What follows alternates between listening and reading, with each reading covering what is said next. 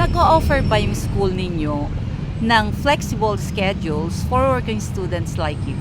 Yes po, napaka-flexible po ng schedule sa tulad ko po at na working student dahil nga po kaya rin po napili ko po na maging student assistant dito po sa Tayabas Western Academy dahil nga po yung time po ng work ay sa maga, then yung time naman po sa pag-aaral ay sa gabi. So which is po 7 a.m. to 4 p.m. po yung work namin po mga student assistant, and 4:30 to 8:30 naman po yung schedule para naman po sa study. So doon po sa mga kapwa ko working student outside sa school, so malaking bagay din po sa kanila yon dahil nga po may chance na silang makapag-work and also makakuha po doon sila ng kanilang allowance and pambayad sa tuition, and natutuloy pa po nila yung kanilang pag-aaral dahil nga po sa schedule po na meron sa Tayabas Western Academy. Sa mga projects na kailangan mong isubmit and then marami ding ginagawa sa school as student assistant, nami-meet mo ba yung mga deadlines?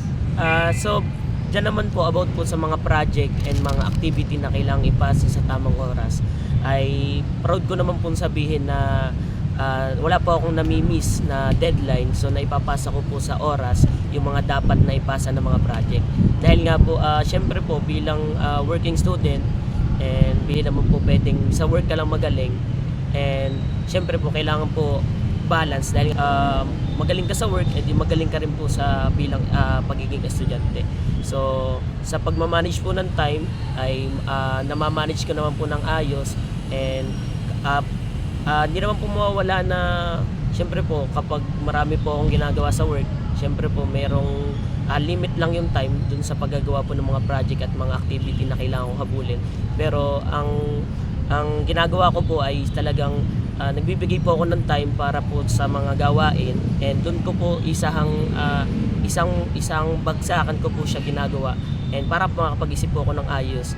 At kumbaga po kapag nag-aaral po ako at nagagawa po ako ng project, is doon lang po ako nakapokus, and yung work po doon ay hindi ko po sinasama para po magawa ko po ng ayos at dire-diretso yung project na kailangan ko pong ipasa. Paano mo nilalampasan yung mga stress na ay ang dami-dami ng trabaho, tapos ang dami-dami kong project? Siguro po iniisip ko na lang po yung future ko po. So syempre po bilang student, nandito po tayo sa stage kung saan patibayan po ang laban. Kumbaga po, ang sumuko, talo. Dahil may pangarap po tayo. Sabi nga po, wala pong mahirap sa taong may pangarap. So kaya naman po, sa bawat hirap na pinagdadaanan ko po sa ngayon, alam ko naman po sa kinabukasan ko, giginhawa rin. Kaya naman po, pinipilit ko pong makatapos sa ganitong paraan. Kahit alam ko pong mahirap, ay wala po akong karapatang magreklamo dahil nga po, kumbaga po ito yung stage kung paano maging matibay sa hinaharap. Kaya naman po, lagi ko pong sinisipagan at lagi ko pong ginagawa yung best ko para po makapagtapos ng pag-aaral at maging proud po yung mga magulang ko sa akin. Okay. So sa yung pagiging student assistant at saka sa pagtitinda, ano? So may mga skills ka syempre na-enhance or na-develop. Ano-ano mga skills yun? So syempre Unahin po, natin sa pagtitinda. siya number one po dyan ay yung communication skills po. So syempre po bilang bilang nagtitinda po, hindi man po pwedeng mahihain tayo. So hindi po tayo magkakaroon ng benta doon, and syempre po bilang sa field po namin, sa course ko po na marketing student, so doon pa lamang po ay tawag dito, Nai-apply mo na, no? ina-apply na po namin kasi nga po marketing student kami. So balang araw magkakaroon kami ng business or nasa larangan kami ng business. So hindi naman po pwedeng mahihain kami dahil hindi po kami magkakaroon ng benta doon kung kami mahihain. So yun po yung number one na na-develop ko bilang sa sarili ko na magkaroon ng communication skill sa pag-aalok po ng pagtitinda ko, sa kumbaga po pagkikipag-usap sa mga tao na bumili ng product ko, and sa work naman po edi kung paano ko po ma-entertain yung mga patient po sa aming clinic.